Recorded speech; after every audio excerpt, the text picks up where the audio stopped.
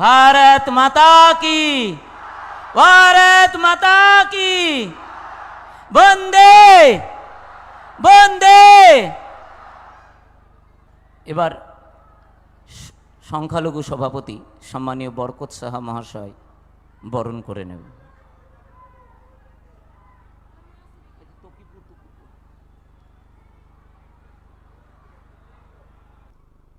মুর্শিদাবাদ বদলে গেছে, রেজিনগর পাল্টে গেছে, চারিদিকে পদ্ম আর পদ্ম, গেরুয়াময় রেজিনগর গোটা পরিবেশ নষ্ট করে দিয়েছে বিগত 15 বছর ধরে যে সরকার ছিল। এই সরকার শুধু আগুন লাগানোর কাজ করেছে। বেলডাঙ্গায় আগুন, রেজিনগরে রেল স্টেশনে আগুন, ধুলিয়ানে আগুন, শক্তিপুরে আগুন, শামসেরগঞ্জে আগুন, নিমতিতাতে আগুন, ঔরঙ্গাবাদে আগুন। আগুন লাগানো ছাড়া অন্য কাজ করেনি। আমাদের মুসলিম বহুল এই জেলা, আমি তৃণমূলের হয়ে যারা ভোট করেন তাদের কাছে জানতে চাই, 19 সালে প্রাক্তন মুখ্যমন্ত্রী মমতা ব্যানার্জি আর তার প্রাক্তন মন্ত্রী সিদ্দিকুল্লাহ চৌধুরী আগুন লাগিয়েছিল কেন? না সিএ আইন নাকি এনআরসি, নাগরিকত্ব কেড়ে নেওয়া হবে। হাজারদুয়ারি পোড়ানো হয়েছিল, বেলডাঙ্গা রেজিনগর স্টেশন জ্বালানো হয়েছিল। সিএ বন্ধু চালু হয়েছে, কার নাগরিকত্ব গেছে? কাকে আমরা তাড়িয়েছি? আজ এই প্রশ্ন করার টাইম এসেছে। আপনাদের ওয়াকফ প্রপার্টি অনেক জায়গায় মমতা ব্যানার্জির জন্য আজকে খাস হয়ে গেছে। আগুন লাগিয়েছিলেন সেদিনও আগুন লাগিয়েছিলেন। জঙ্গিপুরে আপনার প্রচারকরা এসে উস্কে দিয়ে গেছিল। হরগোবিন্দ দাস, চন্দন দাস, বেদবনা, জাফরাবাদের 10টা গ্রাম, আজকে চারিদিকে অশান্তি, গরিব মানুষের ক্ষতি হয়েছে। আজকে এই জেলার উন্নয়নের কথা আপনি বলেননি। আজকে সারাদিন দুপুরের পর থেকে আপনার জেলার উন্নয়নের কথা আমরা বলেছি। আজকে যারা বলেছিল বিজেপি এলে মুসলিমরা নাকি থাকতে পারবে না, 2 মাস 1 দিন হয়েছে বিজেপির মুখ্যমন্ত্রী কাকে থাকতে দিনই নাম বলুন বন্ধু।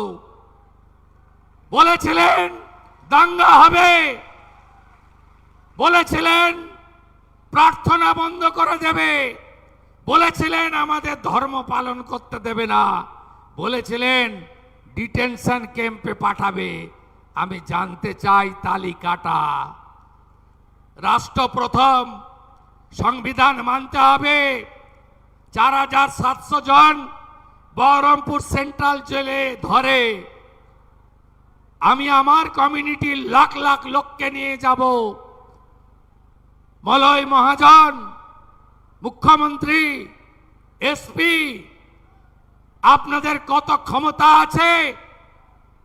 আমার লক্ষ লক্ষ আমার ভাইকে আপনারা জেলে রাখুন, এ কথা সংবিধান স্বীকার করে না।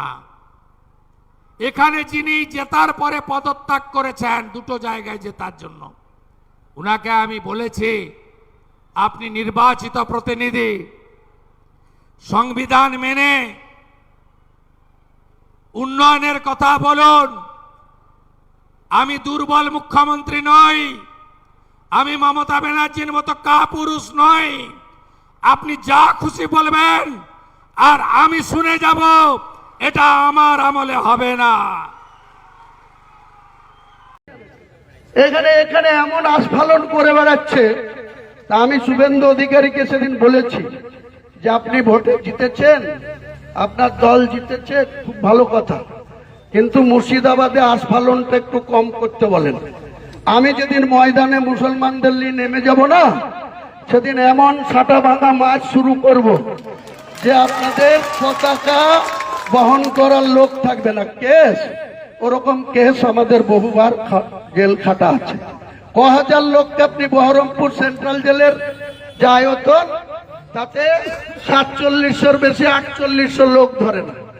লাখ লাখ লোককে রাস্তায় নিয়ে নামাবো আর সাটা ভাঙা মাছ দেবো আর জেলে যাব। কদিন জেলে রাখতে পারেন, কত খাওয়াতে পারেন, আমাদের হারানোর কিছু নাই। আমাদের সঙ্গে যদি বেশি পাঙ্গালিতে যায়, আমি বলেছি আমার লিমিট যেদিন ক্রস হয়ে যায় না, আর মাথা যেদিন টাওয়ার গরম হয়ে যায়, সেদিন আমি ও এসপিও বুঝবো না, ও চিফ মিনিস্টারও বুঝবো না, আর কে কোথায় থাকলো আর কে কোথায় থাকলো না সব কিছু বুঝবো না।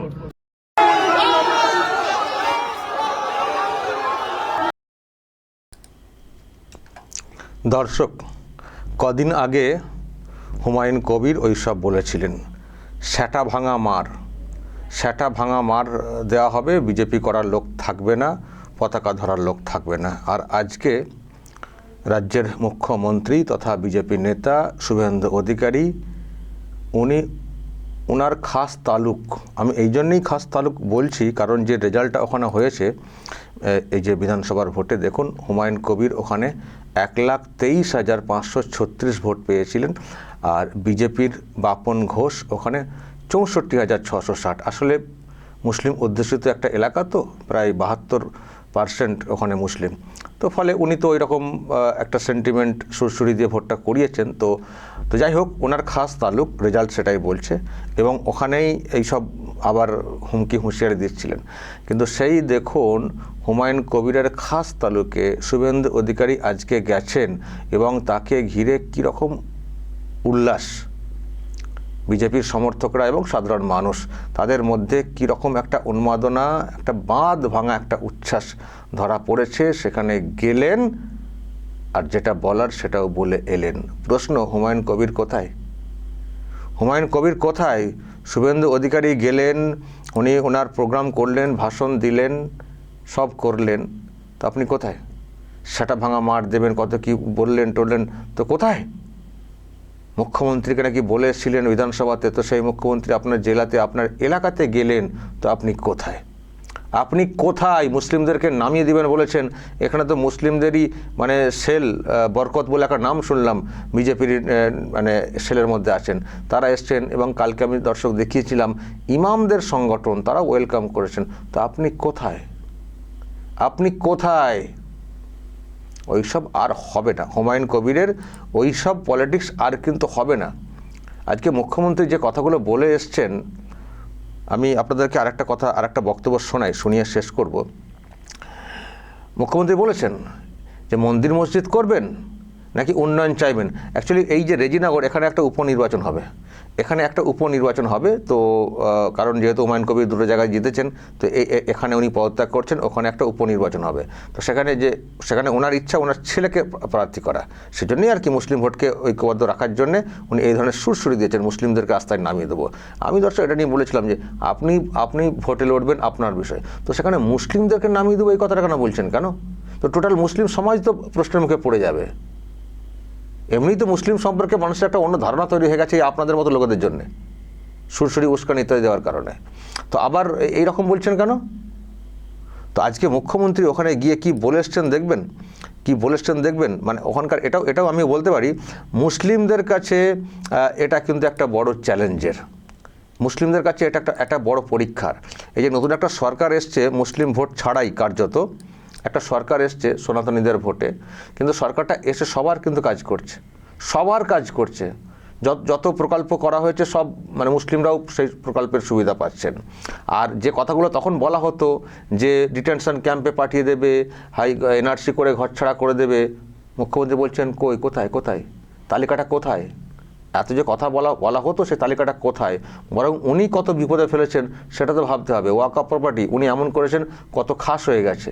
তো এখন তো প্রশ্ন করার তো সময় এসছে। তো ভোটের সময় টিএমসির লোকেরা বলতেন, তাদেরকে এবার প্রশ্ন করুন, বিজেপি এলে এই হবে সেই হবে, থাকতে পারবো না, এ করতে পারবো না, তো কোথায় কি হচ্ছে, কোনো সমস্যা হচ্ছে কি, এই প্রশ্ন রেখেছেন ওখানে মুখ্যমন্ত্রী।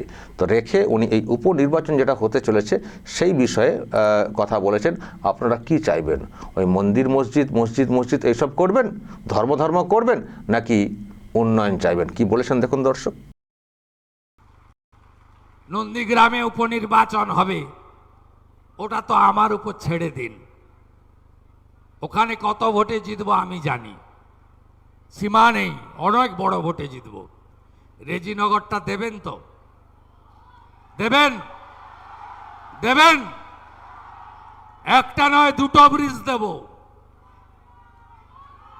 পরিযায়ী শ্রমিকদের বাড়ি ফেরাবো, যত আবাস লাগে দেব, যা চাইবেন দেব, দুহাত ভরে দেব। সরকার বিজেপি থাকবে, 207 এমএলএ, 8 করবেন, নন্দীগ্রাম জিতে 8 হবে। 9 করবেন না 8-এ রাখবেন, রেজিনগরের উপর নির্ভর করবে। কাকে পাঠাবেন?